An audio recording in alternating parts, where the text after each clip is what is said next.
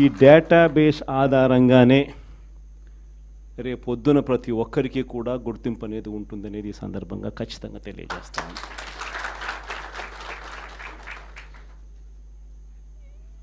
ఇక్కడే కాదు, రాష్ట్ర వ్యాప్తంగా కూడా రాబోయే రోజుల్లో నెక్స్ట్ 1 వీక్లో నెక్స్ట్ వీక్ బహుశా ఒక యాప్ కూడా తయారు చేస్తా ఉన్నాం. దాంట్లో కూడా మీ సీనియర్ లాయర్లు అందరూ కూడా దాంట్లో యాప్లో కూడా ఇన్వాల్వ్ అవుతున్నారు.